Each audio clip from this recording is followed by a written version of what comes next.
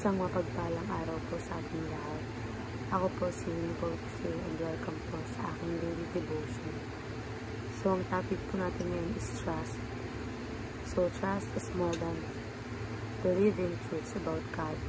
It is resting in Him with confidence and surrender. It is the practical outworking of faith where anxiety is exchanged to peace and self-reliance is abandoned.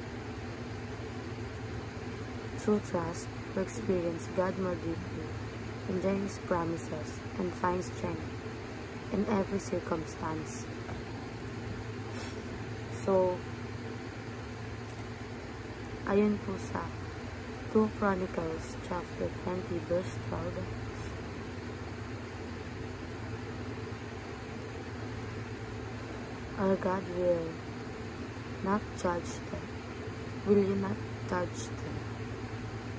For we have no power to face this vast army that is attacking us. We do not know what to do, but our eyes are on you. So, ayon po sa ating katuroan, sinasabi po ito na trust is the practical outworking of belief. So, ang ibig sabihin nito, kapag talagang naniniwala ka sa Diyos, may kita mo ito sa tiwala mo sa Kanya. Hindi lang puro salita o paniniwala sa isip, kundi pinapakita mo sa gawa na kahit hindi mo kontrolado ang lahat, magtitiwala ka pa rin sa Kanya.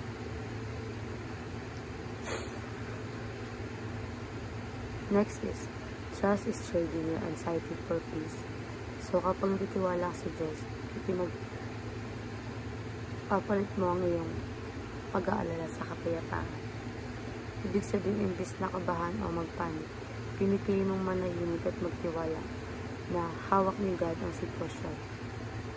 And trust is the best way to experience God. So, ang pagtitiwala sa Diyos ay ang pinakamabisang paraan para maranasan siya ng totoo. Dahil kapag nagtitiwala ka, nakikita mo kung paano siya kumilos sa buhay mo, sa mga blessings, sa protection at sa guidance niya.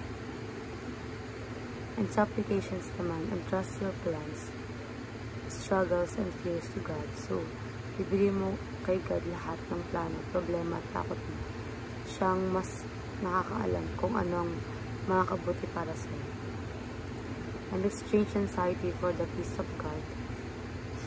Kapag nagsisimula ka ng kabahan o matakot, ipanalangin mo yun at palitan ng kapayapaan galing kay Lord.